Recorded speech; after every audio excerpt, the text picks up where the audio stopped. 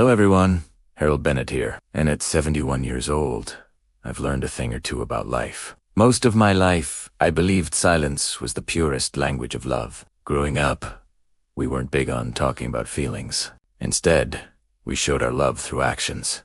Fixing a squeaky door, mowing a neighbor's lawn without being asked, or staying up late just to make sure everyone got home safe. That's how I loved my daughter, Samantha. Not with grand speeches, but with a quiet, steady presence she could always count on. I was her rock, through scraped knees, teenage heartbreaks, and even college rejections. And even when she married into money, even when her calls became fewer and visits rarer, I kept telling myself, she'll always be my little girl. But life, it has a cruel way of showing you who truly stands by you when the ground beneath your feet starts to give way. For me, that moment came in the form of a diagnosis that hit me like a hammer. Stage 2 colon cancer. The doctor's voice was calm, almost rehearsed, as if he'd delivered this news 1,000 times before. But for me, it was the first time my life ever felt smaller than that sterile hospital room. I remember staring at those cold walls, thinking, how do I tell my daughter? When I finally called Samantha, her voice sounded distant, like she was already somewhere else.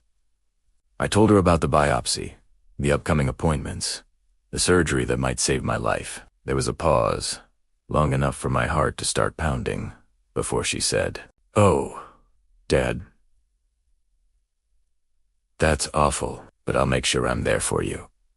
And for a moment, I believed her, because that's what fathers do, isn't it? We believe our children, even when deep down, we might know better. The day of my first major treatment arrived. The kind of day that makes your hands tremble just signing your name at the reception desk.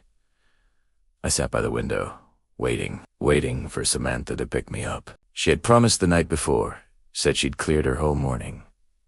The nurse called my name once, then twice. Still no sign of her. I checked my phone, no missed calls, no messages. My heart sank as the minutes stretched into an hour. Then, just as I was about to call a cab, my neighbor, Mrs. Harris, rushed in, phoning and, "Harold," she said softly, "I think you should see this." She showed me a photo Samantha had just posted on social media. There she was, smiling in a white robe, champagne glass in hand, sitting beside her mother-in-law at a luxury spa. The caption read, "Self-care day with my second mom. She deserves the best." I can't describe what that moment felt like. It wasn't anger at first. It was disbelief, like watching your home slowly sink underwater while you stand on the porch, paralyzed, doing nothing. My daughter, the same girl who used to cry when she scraped her knee and ran to me for comfort, had chosen someone else over me on the day I needed her most. Sometimes, the loudest heartbreak doesn't come from strangers. It comes from the deafening silence of someone who should have shown up. That night, alone in the hospital ward, with a band strapped to my wrist and the faint hum of machines filling the air, I tried to find excuses for her. Maybe she forgot. Maybe her husband made her go. Maybe she'd show up later with flowers and tears in her eyes. But when I got home, my phone remained silent. No apology. No mensaje. Just a photo of her smiling face on the internet, as if I didn't exist at all. I didn't confront her that week, or the next. I just watched, observed, waited, because sometimes silence isn't weakness. Sometimes it's the quiet before a storm that no one sees coming. When someone breaks your heart, don't shout, just stay quiet. Karma listens louder than anger ever could, and so I decided to stay silent. But not for long. The following week, I went through my treatment sessions alone. The nurses were kind. Too kind, in fact. That sort of gentleness that comes from pity. They'd bring me tea, talk about the weather, ask about my daughter, as if assuming she'd be showing up soon. I always smiled and said she was busy, because it's easier to lie than admit you've been forgotten. I'd sit in that chair, feeling the foreline in my arm, and stare out the window as the sunlight shifted across the floor. And every time I saw a family together, a son holding his mother's hand, a husband whispering something to his wife, a quiet ache settled in my chest. Not jealousy, just emptiness. You see, when you get old, You don't crave gifts or praise. You crave presence. A phone call. A familiar face in a waiting room. I would have given anything to see Samantha walk through that door, even if just for 5 minutes. But she didn't. And when I called her after my third appointment, she answered with a cheerful tone, like nothing had happened. "Oh, Dad," she said. "I was going to call you. How did it go?" I wanted to tell her how the needles felt like fire, how the silence in that hospital was louder than any pain I'd ever known. But I didn't. I just said it went fine. This story, my friends, is a reminder that some lessons hit harder than others. It's about more than just a diagnosis or a missed appointment. It's about what we value, who we truly show up for, and the silent ways love end. Heartbreak can manifest. Some promises don't break with a shout. They break in the quiet way someone forgets to show up. She'd said it so casually, as if love was something that could be postponed. "Listen, we're taking mom-in-law to the lake this weekend, so I might not be around for a few days. But I'll make it up to you, okay? Make it up to me." The words stung more than the diagnosis itself. That night, I sat by my kitchen window, looking at my reflection. My hair had thinned, my eyes were tired, but the man staring back at me wasn't weak. He was just tired of being invisible. I pulled out an old photo album, pictures of my daughter, Samantha, as a child, smiling with frosting on her nose from her 8th birthday cake. In one photo, I'm holding her on my shoulders, both of us laughing under a sky full of fireworks. Back then, she used to call me her superhero. Somewhere along the way, that superhero turned into a burden. The next few months were a blur of hospital visits and medications. My body was fighting, but my spirit felt like it was surrendering. Still, I kept waiting for Heracole, a visit, anything. What I got instead was a text, just one line. "Hey, Dad, can you send $200? We had some unexpected bills." "No, how are you?" "No, how's the treatment going?" "Just money." I stared at that message for a long time. I sent it anyway, because that's what parents do. They give, even when they're running on empty. Love makes fools out of the kindest hearts, especially when that love wears your own last name. But as the days went on, something inside me began to shift. I started to see her not as the little girl I once knew, but as the woman she had become, distant, entitled, careless.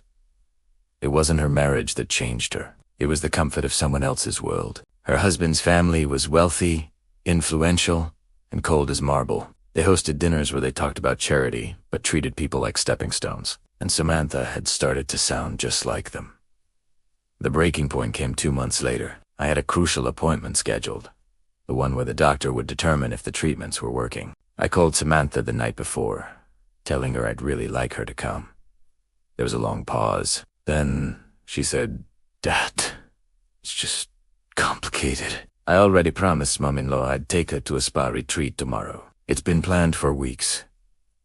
I went silent. She must have felt the weight of it, because she quickly added, "I'll come next time, I swear." "Next time," I repeated quietly. I realized then, when someone keeps saying next time, they're really telling you that you're not their priority this time, ... or the next. The following morning, I went to the hospital alone. Again, the waiting room was crowded, the smell of disinfectant thick in the air. As I sat there, my name was called. I walked in, slow but steady. The doctor looked up from his clipboard and smiled faintly. "Mr. Bennett, your scans show improvement," he said. "You're responding better than expected." For the first time in months, I felt something lift off my chest. I wanted to share the news, to call Samantha and tell her that her father was winning the battle she had bothered to witness. But as I held the phone in my hand, I realized something. She didn't deserve to hear it first. So I called Mrs. Harris, my neighbor, instead. The same woman who had taken me to appointments when no one else did. She gasped with joy and said, "Oh, Harold, that's wonderful. You're stronger than any of us thought."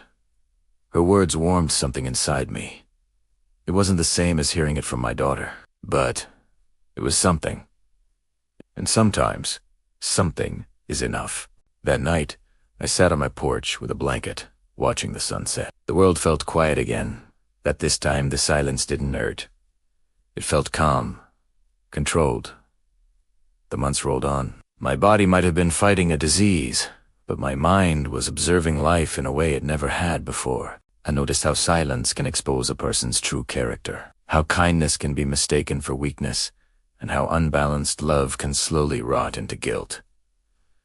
My recovery wasn't easy. There were mornings I'd wake up trembling from the side effects, barely recognizing myself, but what hurt more than any physical pain was knowing that the person I raised had built a new life where I no longer fit. She called occasionally, usually when she needed something advised, paperwork, or money when her husband's business hit a rough patch. She never asked about my treatment, never offered to visit. I stopped expecting her to. Expectation only breeds disappointment, and I had endured enough of that to last a lifetime. Sometimes, it's not distance that separates families, it's priority. I knew, deep down, the day would come when Samantha would need me. And when that day arrived, I'd let silence do what anger never could. Because when people take your love for granted, life has a way of reminding them just what absence feels like. Around that time, Mrs. Harris became my closest companion. She was in her early 70s, a widow with kind eyes and an unstoppable energy for life. She'd bring me soup, insist I walk with her every single morning, and talk about her garden like it was her life's masterpiece. She reminded me that getting older didn't mean you had to be isolated. It just meant you needed to choose your people more wisely. One evening, as we sat on my porch drinking tea, she said something that changed everything. "You know, Harold," she said gently, "sometimes letting go is the only way to heal. Not your body, but your heart." Her words just stuck with me. That night, I lay awake, replaying years of memories. Birthday parties, graduations, family dinners, all of Italiano. I remembered Samantha as a teenager, always arguing with her mother, storming off, but always coming back with tears and apologies. She had so much heart back then, but somewhere along the line, she traded that heart for comfort, for acceptance from people who would never love her the way I did. I decided right then and there I wasn't going to chase her anymore. I wouldn't beg for her time or fight for her attention. Instead, I'd focus on rebuilding the life she chose to walk away from. And maybe, just maybe, I'd teach her something the hard way, the same way life had taught me. Silence isn't weakness. It's the space where lessons finally take root. A few weeks later, a letter arrived in the mail. It was from the hospital. Turns out, my insurance had overpaid some expenses, and they were refunding me a few $1,000s. It wasn't a fortune, but it was enough to breathe a little easier. I knew exactly what I was going to do with it. I decided to fix up the old workshop behind my house. It used to be my little escape, a place where I built furniture, repaired radios, and even taught Samantha how to use a hammer. I hadn't stepped foot in there for years. The first time I opened that door again, the smell of old wood and dust filled the air. It was like stepping into a time capsule, so I rolled up my sleeves and got to work. Cleaning, repairing, sanding, painting, piece by piece, memory by memory. And for the first time in what felt like an eternity, I felt a sense of purpose again. As the weeks turned into months, that old workshop transformed into something new, something special. I started crafting simple wooden toy strains, dolls, rocking horses, and donating them to the children's hospital downtown. The nurses there knew my story. They'd smile and call me Mr. Magic Hands. I'd just laugh and tell them, "No, I'd just like to fix broken things, even if one of those things used to be me." It's funny how, sometimes, when you start rebuilding what's outside, the cracks inside you begin to heal too. And then, one cold December morning, the phone rang. I answered, without even looking at the caller ID. "Dad." A voice trembled on the other end. "It was Samantha. I need your help." For a moment, I froze. It had been nearly a year since she'd last kajed. My stomach tightened. "What's wrong?" I asked, keeping my voice as calm as I could. She hesitated. "It's Brian. His business went under. We're losing the house. I don't know what to do." I sat there quietly, letting her words sink in. This was the same man who had called me old-fashioned and suggested I move into a retirement home. The same daughter who canceled my cancer appointment to take her mother-in-law to the spa. And now, suddenly, my phone was worth dialing. I wanted to say so many things. I wanted to remind her of every time she chose them over me, every empty hospital chair, every unanswered call. But I didn't. I just said, "Come by tomorrow, we'll talk." You see, when the tables turn, the sound you hear isn't revenge. It's the sound of balance being restored. That night, I cleaned my living room, not because I wanted to impress her, but because I wanted everything to look calm, controlled. I wanted her to see that even without her, life had gone on. Better. Even. She arrived the next morning. When I opened the door, I barely recognized her. Her eyes were swollen, her clothes were wrinkled. The confident, polished woman I once knew looked small. She threw her arms around me and just began to cry. "I'm sorry, Dad. I know I haven't been there. I know I hurt you." For a brief second, I almost broke.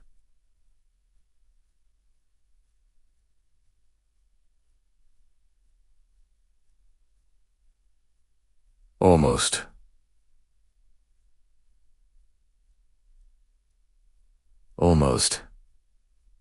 But then, I remembered the silence. I gently patted her back.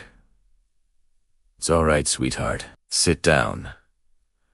She wiped her tears and explained everything: how her husband had made bad investments, how her in-laws had completely cut them off, how they had nowhere else to go. And then she looked up at me, with a look I hadn't seen in years, and said, "Dad, we were wondering if we could stay here for a while, just until we get back on our feet." I looked into her eyes, those same eyes I'd known her whole life, and I gave her a faint smile. "Of course," I said softly, "because sometimes the sweetest revenge isn't about payback. It's about offering kindness to those who mistook your silence for weakness, and showing them that true strength was there all along." My daughter Samantha and her husband Brian had just moved in with me. You know, after their world turned upside down, I helped them settle, carried boxers, even fixed a leaky sink. That first night, I cooked dinner for all of us. Samantha was different, quieter, almost humbled. Brian, though,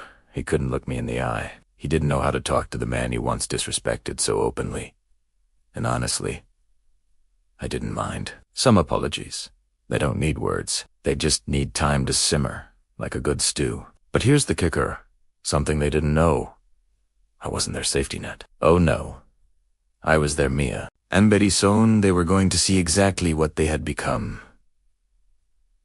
You see, karma doesn't always shout. Sometimes it whispers through the quiet mercy of the very person you've wronged.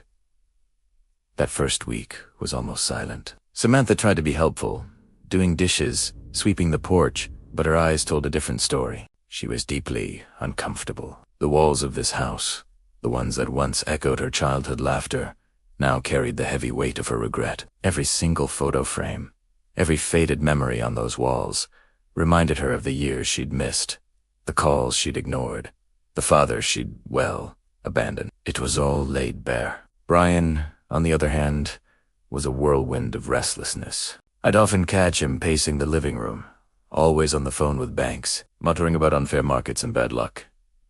He actively avoided me, as if my very presence reminded him of his failures. And perhaps, deep down it did. I didn't interfere. I just kept living my life, waking up early, heading to my workshop, spending time at the children's hospital, sharing smiles with those little ones who had far less, yet smiled far more. The contrast, let me tell you, it was almost poetic. It's like when life takes away your peace. Often, it's just preparing you to witness someone else's reckoning in absolute silence. One evening, after dinner, Samantha finally sat across from me. She looked absolutely exhausted, not just physically, but emotionally. "Dad," she began, her voice barely a whisper, "I know I wasn't there when you needed me.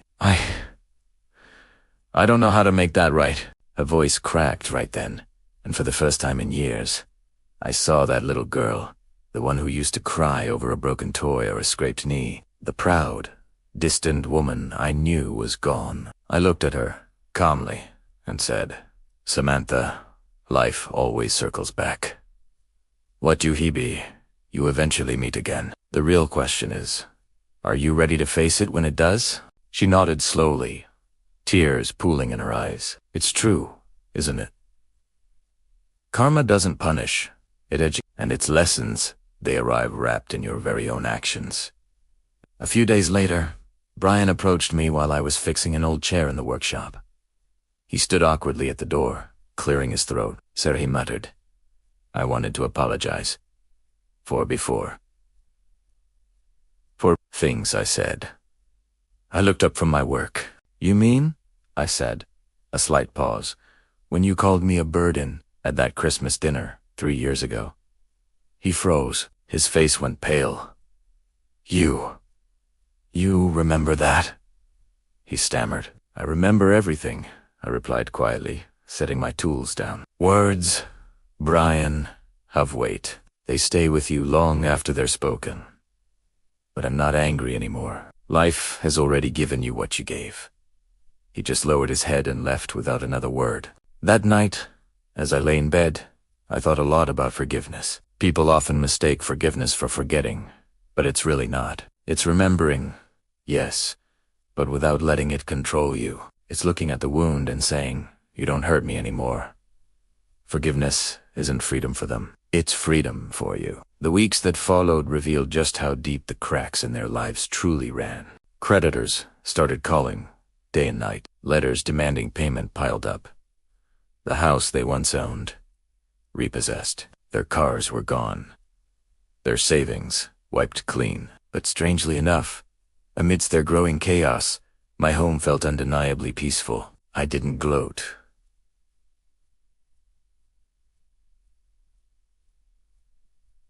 I didn't scold. I simply let them exist in the same silence they had once forced me to live in. And that silence, over time, slowly became their mirror. One Sunday morning, I found Samantha sitting on the porch, staring out at the garden. Her mother's roses, once long dried and brittle, now stood beside new ones I'd planted just the previous spring. She ran her fingers over the soft petals and whispered, "I forgot how much Mom loved these."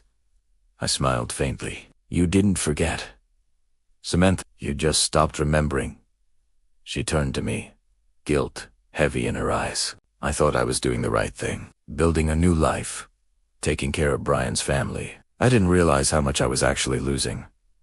I nodded gently. "That's the thing about love, Samantha. When you give it to the wrong people, the right ones often quietly fade away. Some lessons, they only arrive when you have nothing left but time to truly listen." Days turned into weeks, and the atmosphere in the house grew noticeably softer. Samantha started cooking breakfast again, just the way she used to when she was a teenager. She'd hum old songs, help me organize the workshop, and sometimes just sit in comfortable silence while I worked. Slowly, she was remembering who she used to be before pride built those walls between us. But Brian, he was unraveling. The man who once strutted through life with such arrogance now actively avoided mirrors. He blamed the economy, his business partners, even fate itself, but never, ever, himself. Until one evening, he came home, shoulders slumped, eyes hollow. "They're taking everything," he said quietly, "even the business equipment." Samantha tried to comfort him, but he snapped. "If your father hadn't filled your head with all this humility garbage, maybe we'd still have a chance." I stayed silent, watching him crumble under the very same arrogance that had once blinded him.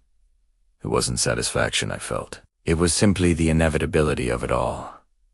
Life has a rhythm, you see, and sooner or later, everyone dances to the tune they themselves composed. You know, life has a funny way of bringing things full circle. There was a time when I thought I was alone in my battle with illness. I remember the despair, the feeling that I was constantly chasing something that had already left me. But then, an unexpected miracle arrived, not directly for me, but through my daughter, Samantha. A few days after a particularly tough stretch, a letter came. It wasn't addressed to me, but to her. I saw her hands tremble as she opened it, and then she looked up at me, her voice a whisper. "Dad," she said. "It's from the clinic. They found a match for your treatment. A new trial program." I was genuinely confused. I thought that program was full months ago, I replied, my brow furrowed. Samantha's eyes were already filling with tears as she softly explained. But they said someone dropped out last week. They can start you next Monday in that moment.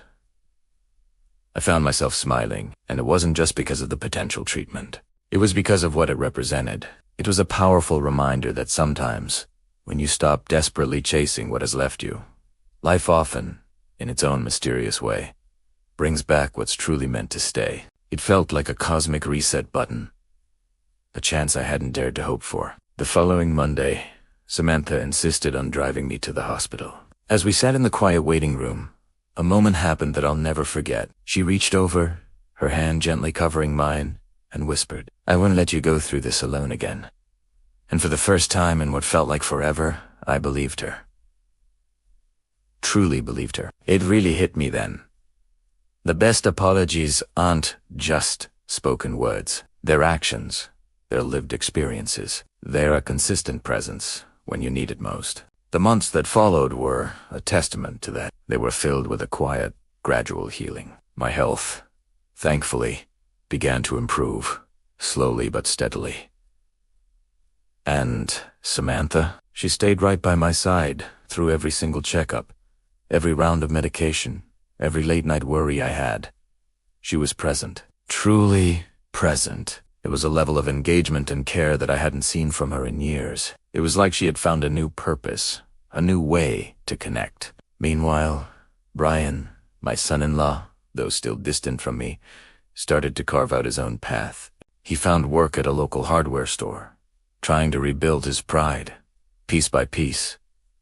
I didn't interfere with that. I felt like karma, in its own intricate way, had already begun its work. Sometimes, when I'd be sitting in the garden, a gentle breeze rustling through the leaves, I'd hear laughter echoing from the kitchen. It was Samantha's laughter, bright and genuine, full of life. And in those moments, I'd often reflect on how life doesn't always need grand vengeance. Sometimes, the most powerful form of justice isn't about seeking revenge, but about the quiet repair of what ego tried so hard to destroy. It's about reclaiming your peace, not just returning pain.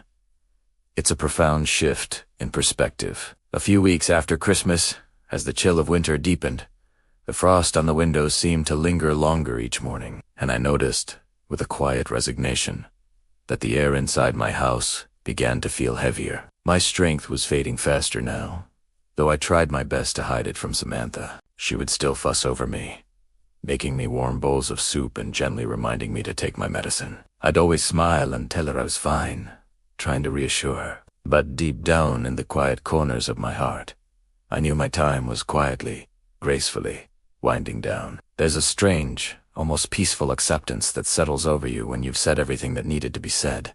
When you've lived your truth. I had no anger left in me, only a profound sense of understanding. Life had shown me enough to know that sometimes, the very people who hurt you the most are also the ones who are most desperately in need of your forgiveness. It's a beautiful, humbling realization. And when you stop chasing apologies, truly let go of that need, that's often when peace finally starts finding you instead. On my final evening, as the glow of the fireplace softly painted the room in a warm, flickering light, I asked Samantha to sit beside me. I reached into my pocket and handed her a letter I'd prepared. "What's this?" she asked, her voice soft and curious. "Something I wrote in case I'm not here tomorrow," I said, my tone calm steady. Her eyes immediately filled with tears. "Don't say that, Dad," she began, but I gently interrupted her with a smile.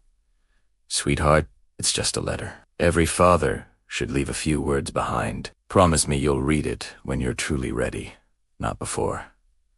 She nodded slowly, clutching the letter to her chest, her gaze full of emotion. In that moment, I truly felt that sometimes goodbye isn't the end of everything. It's often just the beginning of a deeper understanding.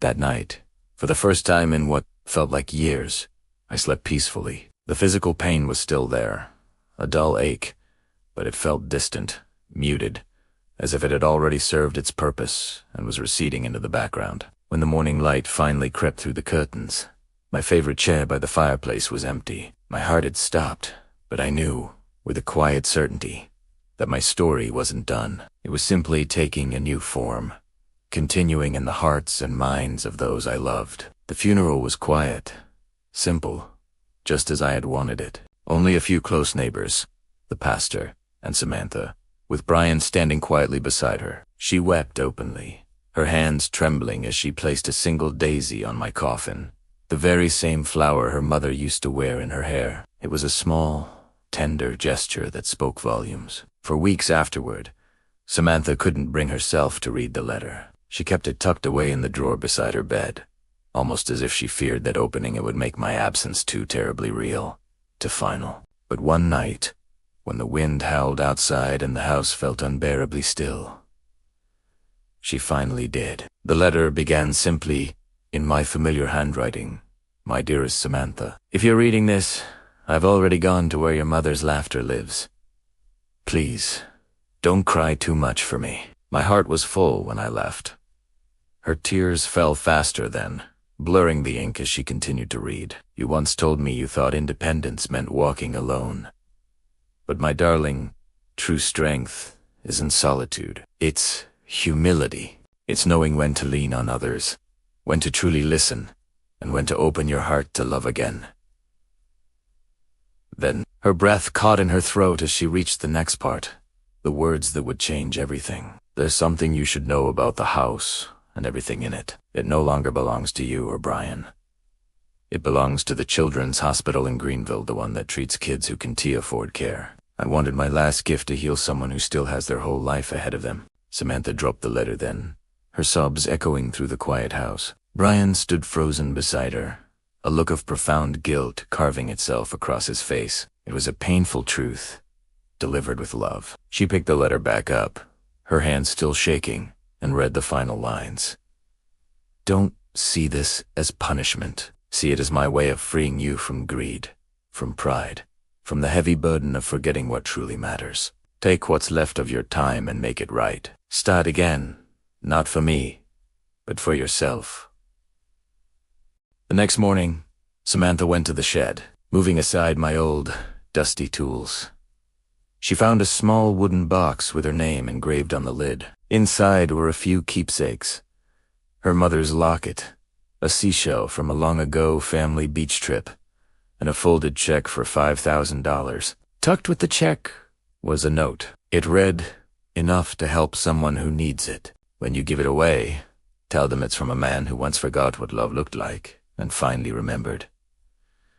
You see, sometimes a final gift isn't for the receiver, it's for the soul that gives it. That single act, that final lesson from her father, changed her life. Samantha took that money and donated it to the very hospital her father had mentioned. When she visited, she saw children smiling despite their pain, nurses laughing softly in hallways, and parents holding on to hope in their eyes. Something inside her broke open. She began volunteering there once a week. At first, it was small things, reading stories to the kids, bringing them cookies. But soon, she started organizing fundraisers with her husband, Brian, using their own savings to cover travel for families in need. The same couple who had once turned their backs on compassion had found their purpose in giving it back. Redemption doesn't erase the past. It rewrites the ending. Years later, Samantha visited my grave. The grass had grown thick and green, with wildflowers blooming around the headstone. She placed a hand on the cold marble and whispered, "You were right, Dad. Love isn't owed, it's earned, and I finally understand." As she stood there, a soft wind swept through the trees, brushing her hair aside. For just a moment, she could almost hear my voice come, patient and proud. "Good job, kiddo. You finally found your way home. The heart always finds its way back to where it was first loved." She smiled through her tears and left a single daisy beside my name before walking away. That day, she didn't feel like the daughter who had once chosen selfishness. She felt like a woman finally free from it. And though I wasn't there to see it, I imagine the universe smiled too. Because in the end, kindness, even the kind that arrives too late, still counts. Revenge fades, but redemption, that stays forever. Months passed, like pages turning in a slow, steady book. Samantha's world had changed, not through punishment, but through an awakening. The same house that once echoed with regret now carried the laughter of children she mentored and parents she comforted at the hospital. Every day she walked through those hospital halls, the smell of disinfectant mixing with the sound of soft chatter. Each time she saw a mother gripping her child's tiny hand, she remembered her father's words, "Love isn't about who comes first." Sometimes the greatest apologies aren't spoken, they're lived. Her husband, Brian, struggled at first. He didn't know how to live without the luxury and status he'd once flaunted. But seeing Samantha's quiet strength humbled him. One afternoon, he joined her at the hospital for the first time. He expected to find pity, but what he found was peace of something money had never bought him. The couple began helping organize charity dinners, speaking about their story, about how selfishness had nearly cost them everything. The honesty in Samantha's words often left audiences silent, not because of tragedy, but because of truth. When you tell your story without shame, your scars can turn into someone else's hope. Still, there were nights when the past crept in, when Samantha would sit by the window, clutching her father's letter, whispering apologies into the dark. Regret is a stubborn ghost. It doesn't disappear easily, but she no longer feared it. She let it stay until it softened into gratitude. One summer evening, she received a call from a woman named Clara Reynolds, the director of the Greenville Children's Hospital. Clara told her that Harold's donation had funded a new wing, now known as the Harold Grant Center for Healing Hearts. Tears rolled down Samantha's face as she heard those words. Her father's name would live on, not as a memory of suffering, but as a symbol of compassion. Legacia Sarenti built from wealth. They're written in the lives we touch. The grand opening of the center arrived on a golden autumn morning. The air smelled of cinnamon and fresh paint. A crowd had gathered: doctors, families, nurses, and children who had once been patients. A soft blue curtain covered the new plaque. When Samantha was asked to say a few words, she hesitated. Her voice trembled as she stepped to the microphone. "My father once told me that every act of kindness plants something eternal," she began, her eyes glistening. "I didn't understand that then. Do now this place. It's proof that love doesn't die when a person does. It just changes hands." As the curtain fell, revealing her father's name etched in bronze, the crowd applauded. But Samantha wasn't listening to the sound. She was looking at the faces in the crowd, the parents who now had a place of hope, the children whose futures were a little brighter. She saw her husband, Brian, standing beside her. His eyes filled not with pride for their old life, but with a deep respect for their new one. Her father had left her an inheritance far greater than money. He had left her a purpose. She had lost a father, but had found herself. True wealth is not what you keep, but what you give away. This one's truly powerful. So grab a tissue, because we're about to explore the heart of Harold Grant. Imagine this. A hushed crowd, anticipation hanging in the air. A woman steps forward, a ribbon in her hand. She pulls it gently, and as the curtain drops, a bronze plaque is revealed. It reads, "The Harold Grant Center for Healing Hearts. In memory of a man who gave his love quietly. A testament. Right. A legacy whispered in gratitude." But this story isn't just about a plaque. It's about the years leading up to that moment. Years filled with silent strength and a daughter's journey back to herself. You see, Samantha's absence from her father's life after that hospital appointment was on just weeks or months. It stretched into years. Long, slow, heavy years for Harold. He lived them quietly, one sunrise at a time. No complaints, no harsh words. He didn't even try to reach out again, because he'd realized something incredibly profound. When people choose to forget you, chasing them only pushes them further away, erasing you even more. Instead, he turned inward, finding solace in the simplest of things. Most of his days were spent tending to a small vegetable garden behind his old house. It wasn't much, just a few rows of tomatoes, bell peppers, and a stubborn apple tree that absolutely refused to give up. This garden became his companion, his silent confidant. As he watered the plants, he'd talk to them, just like he once talked to his daughter. "You can't rush growth," he'd mumble, watching the sunlight spill over the leaves. "You just keep showing up, that's all." How often do we forget that wisdom in our own lives? Sometimes, friends, silence truly is the soil where wisdom grows. It's in those quiet moments, those persistent efforts, that we find our deepest truths. And then, something remarkable happened with his health. The cancer, surprisingly, slowed. Maybe it was the new treatment. Maybe the sheer stubborn will of an old man who had already made peace with his fate. His doctors were genuinely surprised by his resilience. A kind young nurse, named Lily, took a special liking to him. She reminded him so much of Samantha in her 20s. Hopeful, bright, full of promise. Harold would often smile at that thought, but it also brought a pang of sadness, reminding him of what distance, fueled by pride, can do to allow. Lily, with a gentle spirit, once asked him, "Do you have family, Mr. Grant?" Harold's smile was faint. "Had," he replied. "She's busy now. Life's keeping her occupied." He didn't say more, and Lily didn't push. She could see the ache behind that smile, and that was enough. It shows us that you don't always have to shout your pain. Some hearts, truly empathetic ones, can hear silence.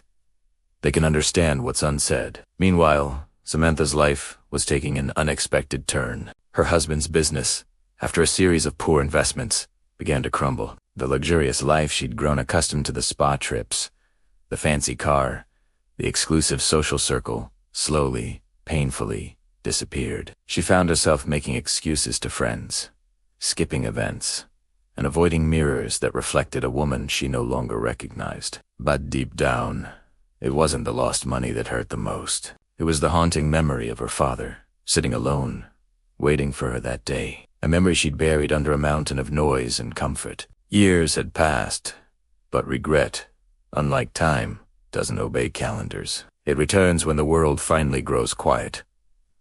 Guilt, my friends, doesn't age. It simply waits for silence. One evening, Samantha found herself by her window, staring at the empty driveway. Her husband's car gone for 3 days. She picked up the phone to call him, but stopped. A part of her just didn't care anymore. Her reflection in the glass looked tired, hollow. That S when she spotted something on her kitchen counter. A letter from the Harold Grant Cancer Foundation. She received one every year since her father's passing, but had never opened it. This time, she did. It was an annual report, a small pamphlet filled with photos of smiling patients, dedicated doctors, and a garden asterisk. His asterisk, garden, now beautifully restored and expanded behind the hospital. Beneath one photograph was a small plaque, in honor of Harold Grant, who believed love should never be scheduled. Her hands began to tremble. The room suddenly felt smaller, suffocating. She slid to the floor, clutching the letter to her chest, tears streaming down her face. That line, "Love should never be scheduled," it was exactly what he had said to her the morning before her appointment all those years ago. Back then, she'd laughed, rushing to leave, telling him, "Dad, you're too dramatic." Now, those words echoed like a verdict. Karma, they say, doesn't strike. It whispers your own words back to you. It brings you face to face with the choices you made. That same night, Samantha drove to the hospital. The rain was soft and steady, as if the sky itself was mourning with her. When she reached the garden, the lights from the hospital windows cast a warm, inviting glow over the plants. She stood there, soaked and trembling. Every step felt like walking through the past, through layers of regret and missed opportunities. There was a small bench beside the apple tree, his favorite spot. She sat down, running her hand along the worn wooden seat. Someone had carved words into it. "Forgive and stay kind. That S, how you win." And that was it. Samantha broke down. The tears that came weren't just for her father. They were for every time she had chosen convenience over compassion, appearance over truth, pride over the most powerful force of all. "Love," she whispered into the rain, "I'm sorry, Dad." "I really am." No voice answered, but she felt something profound, not mystical, not ghostly, just a profound warmth, a sense of being seen, understood. Forgiveness didn't come as thunder or a sign from heaven. It came as peace, fragile, quiet, and utterly complete. Real forgiveness, my friends, doesn't erase pain. It unties you from it. It frees you. The next morning, Samantha walked into the hospital administration office and asked to speak with the director. She introduced herself, explained who she was, and asked if she could volunteer at the Harold Grant Foundation. The director smiled knowingly. They recognized the name. "Your father changed this place," the woman said softly. "He built this garden when he was sick, said it helped him believe in people again." What a testament to the quiet power of love, resilience, and the possibility of redemption, even years later.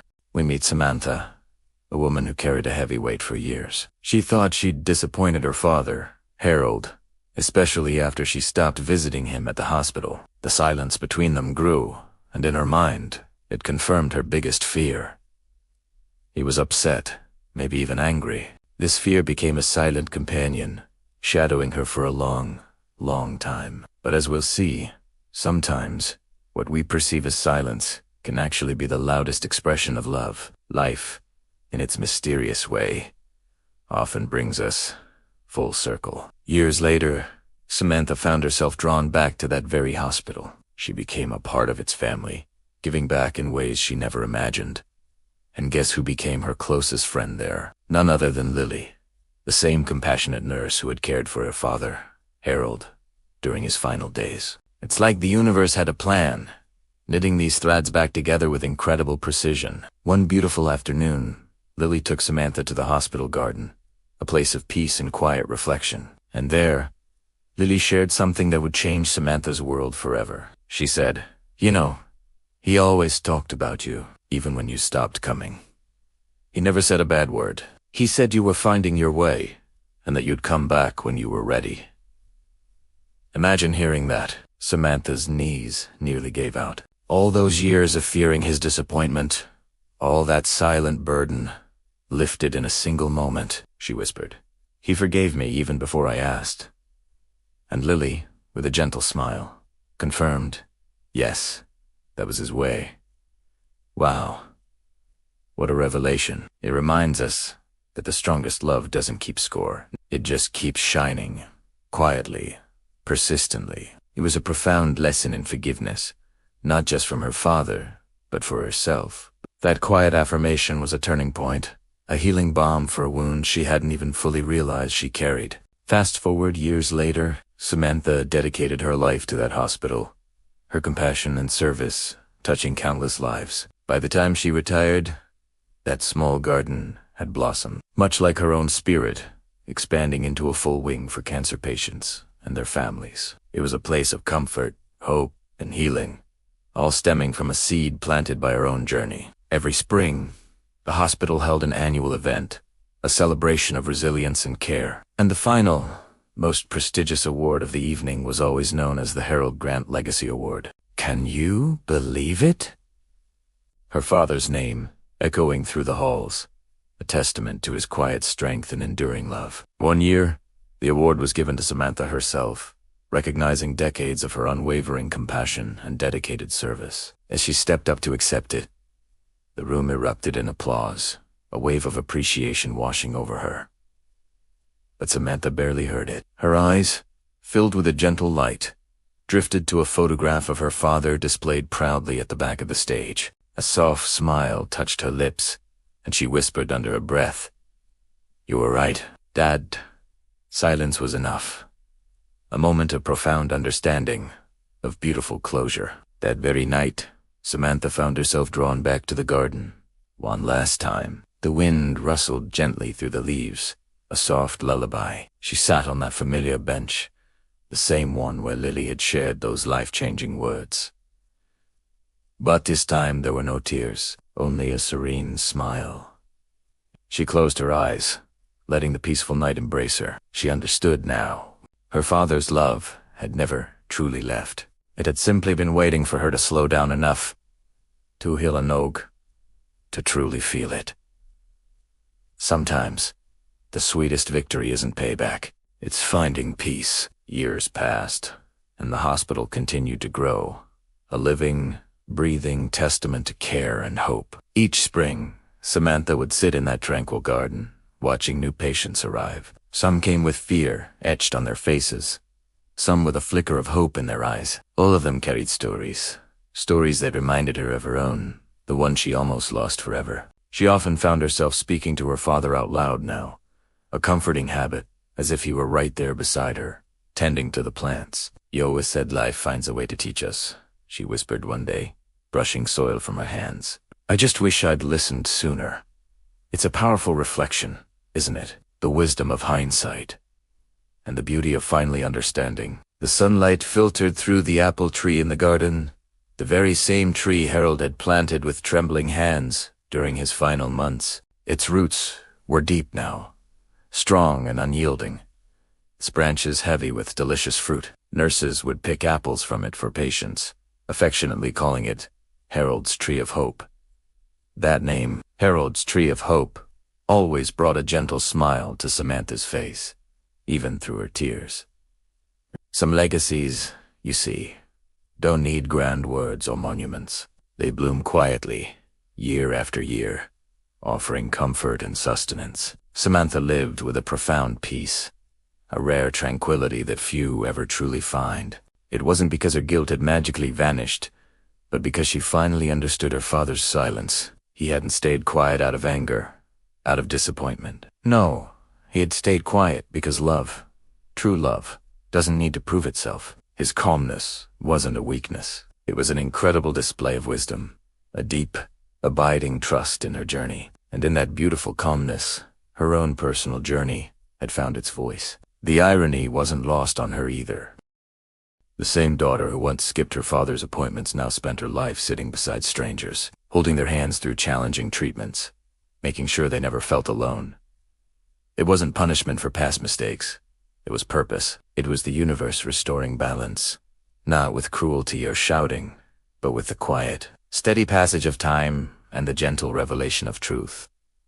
Karma, in its truest form, doesn't hurt you. It teaches you what you refused to learn before. It helps you evolve, to grow into the person you were always meant to be. As the hospital lights dimmed and the days settled into quiet, Samantha would linger a little longer. She loved listening to the soft hum of the world, imagining that somewhere her father's spirit watched over the garden, not as a ghost, but as a feeling, a warmth that lingered in the very air she breathed. She often shared a powerful truth with new volunteers, words born from her own lifetime of silence, mistakes, and redemption. Forgiveness isn't saying it was okay. It's saying I won't let it poison me anymore. They'd nod, listening. But few truly grasped the depth of those words, the incredible journey behind them. Her story wasn't about revenge. It was about returning home, to the truth of love, to the truth of herself. And in the quiet, rhythmic peace of that hospital garden, surrounded by the people she helped, Samantha finally learned what her father had always known, that peace is the rarest, most beautiful kind of victory. True power, true revenge, is watching kindness outlast cruelty. On the anniversary of her father's passing, the hospital unveiled a new sign at the garden entrance. It read, "The Harold and Samantha Grant Garden of Grace, a place where love waits patiently." Samantha stood there, her hands trembling slightly, but her heart steady and full. As she looked at the sign, a gentle breeze rustled through her gray hair, soft and familiar, like her father's hand resting gently on her shoulder. One last time. She smiled. In that profound moment, she realized she hadn't been alone in years. He had never truly left. His love had simply changed form, transforming from a father's words into a daughter's actions, from hurt into healing, from silence into a serene and lasting peace. The world had come full circle, and that quiet, humbling peace had finally found its way home within her. Sometimes, the loudest "I told you so" is simply the sound of a heart finally at rest. What an incredible journey of love, forgiveness, and finding purpose. Samantha's story reminds us that even in silence, love can be profoundly present, waiting patiently for us to hear its message. This was Harold's Tree of Hope, planted by a father during his final months. Nurses picked its apples for patients, and it always brought a bittersweet smile to his daughter Samantha. Her father's silence wasn't anger, it was wisdom. Love doesn't need to prove itself. Samantha, who once missed her father's appointments, now spends her life holding strangers' hands through treatments. It wasn't punishment. It was purpose. Karma isn't cruel. It deshes ues, as she often says. Forgiveness isn't saying it was okay. It's saying I won't let it poison me anymore. Her story isn't about revenge, but returning home to truth. On the anniversary of her father's passing, the hospital unveiled a sign. The Herald and Samantha Grant, Garden of Grace. A breeze, like her father's hand, brushed her gray hair. His love hadn't left. It had transformed from words into action, from hurt into healing. Sometimes, the loudest "I told you so" is just the sound of a heart finally at rest. What a beautiful journey. If this story touched you, please give this video a like, share your thoughts in the comments, and subscribe for more uplifting content. Thanks for watching, and I'll see you next time.